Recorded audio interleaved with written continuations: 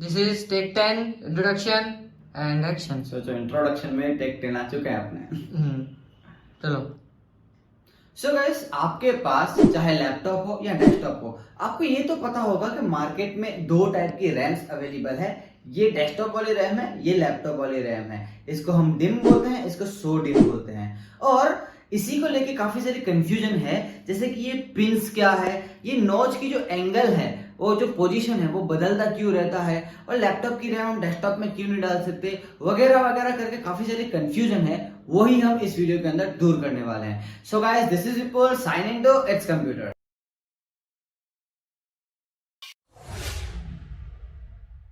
अभी हम सबसे पहले शुरुआत करते हैं, what is form factor. Computer के अंदर कंपोनेंट्स की जो डिफरेंट डिफरेंट साइज होती है, उसको डिफाइन करने के लिए हम इस टर्म का यूज करते हैं, जिसको हम बोलते हैं फॉर्म फैक्टर। और रैम के अंदर दो टाइप के फॉर्म फैक्टर्स अवेलेबल हैं। सबसे पहला है डिम, दूसरा है सो डिम। डिम का फुल फॉर्म है ड्यूअल इनलाइन मेमोरी मॉड्यूल, जो कि सिर्फ डेस्कटॉप के अंदर हम यूज करते हैं। दूसरा सोडियम का फुल फॉर्म है small outline dual inline memory module, जो कि हम लैपटॉप के अंदर यूज करते हैं। और एक मैं छोटी सी बात बता देता हूं, ये जो डिम है जो कि हम डेस्कटॉप में यूज करते हैं, वो हाई पावर पे काम करता है, और जो सो डिम है वो लो पावर पे काम करता है। एक बार दिखा भी दो। सॉरी मतलब डिम और सॉरी। ये हम लैपटॉप में यूज करते हैं, जो कि लो पावर में यूज होता है। और ये वाला है वो हम डेस्कटॉप पे यूज करते हैं। इसको एसी के वजह से डायरेक्ट पावर मिलता जाता है, तो इसको जितना एनर्जी चाहिए वो ले सकता है, लेकिन ये बैटरी से ज्यादातर ऑपरेट होता है, तो इसको लो पावर में काम करना रहता है। इसका मतलब परफॉर्मेंस भी वैसा रहेगा। सो गाइस, अभी हम आगे बढ़ते हैं। अभी मैं आपको बताने वाला हूँ पिन काउंट क्या होता है रैम के अंदर, जो कि इंपॉर्टेंट रोल प्ले करता है। तो इसके लिए मैं आपको डायरेक्ट दिखाई देता हूँ। ये मैंने अपने हाथ में डेस्कटॉप की रैम पकड़ी हुई है। तो यहाँ पर आप नीचे देख पा रहे हो, ये छोटी छोटी लाइन्स है गोल्डन कलर्स की, जैसे कि 1 2 3 4 5 6 ऐसे काफी सारी लाइन्स है। इसी को हम बोलते हैं पिन काउंट्स। इसका मतलब ये आगे और ये पीछे जितने भी काउंट्स हैं, जितने भी पिन्स हैं, उसको हम बोलते हैं पिन काउंट्स। और यही हमारे हार्डवेयर के साथ अटैच होता है, और यही पूरा डेटा का जो ट्रांसफर है, जो प्रोसेसिंग है, वो करता है। और जितना आपका पिन काउंट ज्यादा रहेगा उतनी आपको परफॉर्मेंस ज्यादा रहेगी, जितना आपका पिन काउंट कम रहेगा उतनी परफॉर्मेंस कम रहेगी। फॉर एग्जांपल ये DDR3 रैम है, इसके अंदर 240 पिन्स आती है। ये जो आप जैसे कि मैंने आपको गिन के बताया, ऐसे 240 पिन्स आती है। इसी जगह आप DDR4 लोगे तो उसके अंदर आती है 288। उसका मतलब 48 पिन्स उसके अंदर ज्यादा है, मतलब ज्यादा बंदे मिल गए यहाँ पर काम करने के लिए, मतलब जो प्रोसेसिंग है वो थोड़ी और फास्ट होगी। जब भी आप लैपटॉप या कंप्यूटर परचेज कर रहे हो, तो नॉर्मल भी आपने कभी भी रैम की स्पेसिफिकेशन देखी होगी, तो उसके अंदर एक टर्म आपको दिखी होगी DDR। जैसे कि DDR2 है, DDR3 है, कोई सस्ता है, कोई महंगा है। तो ये जो टर्म है, इसका फुल फॉर्म है double data RAM. Double data RAM ये भी एक इंपॉर्टेंट टॉपिक है, इसके बारे में पूरा एक वीडियो मिल जाएगा आपको इस चैनल के ऊपर।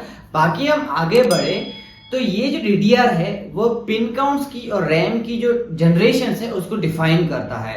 और अभी मैं आपको कुछ एक्सप्लेन कर देता हूं, जैसे कि DDR1, DDR2, DDR3, इसके अंदर कितने कितने पिन काउंट्स आते थे। पिन काउंट्स आपके रैम के अंदर जितने ज्यादा होंगे उतनी परफॉर्मेंस ज्यादा होगी, जितने पिन काउंट कम रहेंगे उतनी परफॉर्मेंस कम रहेगी। तो मैं आपको बता देता हूं। सबसे पहले डिफरेंशिएट ऐसा है डिम और सो डिम। लैपटॉप और डेस्कटॉप उनकी अलग अलग कैटेगरीज है। तो अगर मैं सबसे पहले डेस्कटॉप की बात करूं, तो DDR1 जो आया था उसके अंदर 184 पिन था। DDR2 था, उसके अंदर 240 पिन था। DDR3 था, उसके अंदर भी 240 पिन था। और DDR4 के अंदर 288 पिन, और DDR5 के अंदर भी 288 पिन था। अभी मैं लैपटॉप की बात करूं सो डिम की, सो डिम DDR1 के अंदर 200 पिन थे, DDR2 के अंदर भी 200 पिन थे, और DDR3 के अंदर 204 204 पिन थे, और DDR4 के अंदर 260 पिन थे, और DDR5 के अंदर 262 पिन थे। ये सब पिन काउंट्स थे।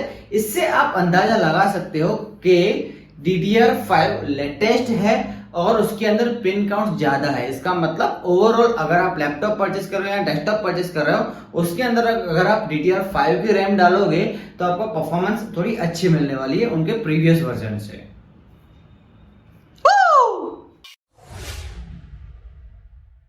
दोस्तों अभी आगे बढ़े तो रैम में एक बहुत ही ज्यादा इंपॉर्टेंट फीचर मैं आपको बता देना चाहता हूँ, जिसको हम नॉच या फिर एक कट से डिफाइन करते हैं। मैं आपको दिखा देना चाहता हूँ डायरेक्टली। जैसे कि ये एक रैम है जो थोड़ी देर पहले हमने आपको दिखाया था। तो ये जो हमने पिंस बताई थी, उन पिंस के बीच में एक छोटा सा कट यहाँ पे आपको दिख रहा होगा। दिख रहा है? यहाँ पे एक कट है। Okay, done. ओके, तो ये जो कट है वो हर एक अलग अलग DDR में अलग अलग ये पोजीशंस पे आती है। फॉर एग्जांपल ये जो रैम है ये DDR3 है। अगर DDR4 होगा तो ये जो कट होगा ये यहाँ पे कहीं पे होगा, या फिर जो DDR2 होगा उसका कट यहाँ पे कहीं पे होगा।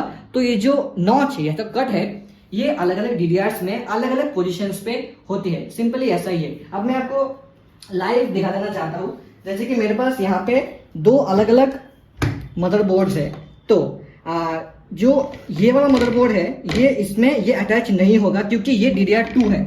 ये जो आप देख रहे हो यहाँ पे एक आपको उभरा हुआ एक चीज दिख रहा होगा जो बाहर निकला हुआ है यहाँ से, ठीक है।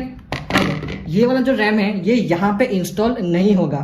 जैसे कि मैं अगर यहाँ पे इसको इंस्टॉल करने जाऊँ तो ये यहाँ पे इंसर्ट नहीं होगा।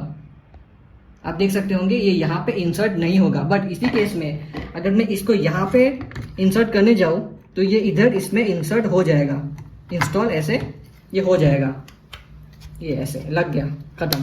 ये आवाज आई आपको और ये यहाँ पे लग चुका है। देखिए ये जो स्लॉट था ये DDR3 का स्लॉट था, तो इसलिए DDR3 का रैम इसमें लग गया। तो ऐसा ही हिसाब किताब है। अगर ऐसे ही आपका अगर मदरबोर्ड DDR4 वाला हो और अगर आप DDR5 का रैम उसमें इंस्टॉल करना चाहते हो तो मोस्ट प्रोबेबली वो इसमें इंस्टॉल नहीं होगा। उसमें आपको DDR5 का ही मदरबोर्ड चाहिए। Simple as that. अब दोस्तों एक नए इंटरेस्टिंग फैक्ट मैं आपको बता देना चाहता हूँ। जो रैम है जैसे कि ये इनका लेंथ किस हिसाब से है। जैसे कि ये जो है ये डिम रैम है, इसका जो लेंथ है वो है 133.35 mm और ये जो सोडियम है इसका जो लेंथ है वो है 67.6 mm। ये ऑलमोस्ट इसका आधा है। तो इस हिसाब से आप इसका लेंथ डिफाइन होता है। अब नेक्स्ट फैक्टर आता है हमारा BGA रैम, यानी कि बॉल ग्रिड एरे रैम। वो किस हिसाब से मार्केट में है। तो ये जो BGA है रैम है ये मेनली आपको जो डेस्कटॉप पीसीस होते हैं ना, डेस्कटॉप पीसीस, ये इनमें देखने को नहीं मिलेगा। ये जो BGA रैम है ये आपको मेनली लैपटॉप्स में मिलेगा। कैसे, मैं आपको समझा देता हूँ। ये जो रैम होते हैं BGA रैम ये मदरबोर्ड में ऑलरेडी शोल्डरिंग करके ही आते हैं। जैसे कि आपको अगर उसको निकालना हो तो आप ऐसे ही नहीं निकाल सकते, उसको आपको हॉट गन से उसको मेल्ट करके जो उसका शोल्डरिंग है उसको मेल्ट करके उसको आपको निकालना रहेगा। फॉर एग्जाम्पल एक दिखा देना चाहता हूँ मैं। यहाँ पे छोटी छोटी जो ये जो चिप्स लगी हुई है ये भी ऐसे ही मेल्ट करके इनको लगाई गई है बॉल ग्रिड एरे की हेल्प से। इसी तरीके से BGA को इंस्टॉल किया जाता है आजकल की रैम्स में। अब जैसे कि मान लो कि आपने एक लैपटॉप परचेज किया, उसमें जो आपका रैम है मान लो वो 8 GB का है, तो वो जो 8 GB का रैम है उसको आप निकाल नहीं सकते। प्लस उस 8 GB का रैम उसमें ऑलरेडी है वो तो ठीक है, बट उसमें आपको एक और एक स्लॉट आपको मिल जाएगा जिसमें आप और एक 8 GB का रैम लगा के उस लैपटॉप को 8 से 16 GB का कर सकते हो। बट आप ये नहीं कर सकते कि मैं दोनों रैम को निकाल दूंगा, क्योंकि आप एक रैम तो निकाल नहीं सकते।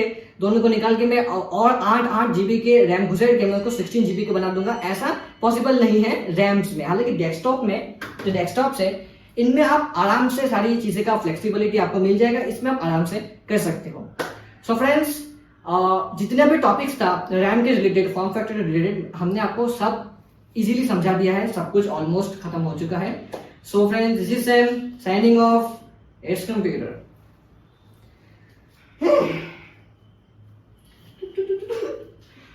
इसको बंद करने में पहले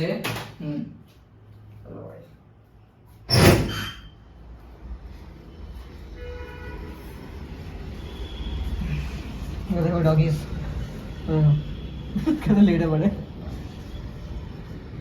बाइक क्यों बाहर रखी है? की अच्छी है। बाइक क्यों बाहर रखी है? बाइक क्यों बाहर रखी है? पता ना।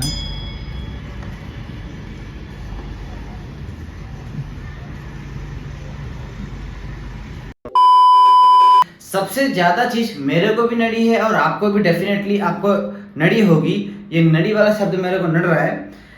सो ये बात करें वापिस कर, क्या तकलीफ क्या है तेरे जीवन में? मतलब इतना ही था, इतना ही करना था। मतलब नॉच है, अलग अलग क्यों होती है? मेरा ये वाला रैम है, इस मदरबोर्ड में क्यों नहीं लगता रीटेक?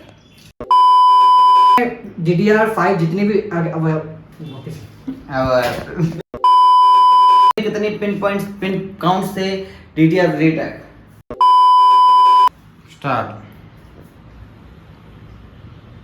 तुझे उंगली तो नहीं आ रही ना? ऐसे में क्या उंगली निकली तेरी? कभी भी सामने वाले के ऊपर भरोसा रखना सीखो। बहुत सीखा मैंने। मैंने इतने धोखे खाए, दिल टुकड़े टुकड़े हो गए।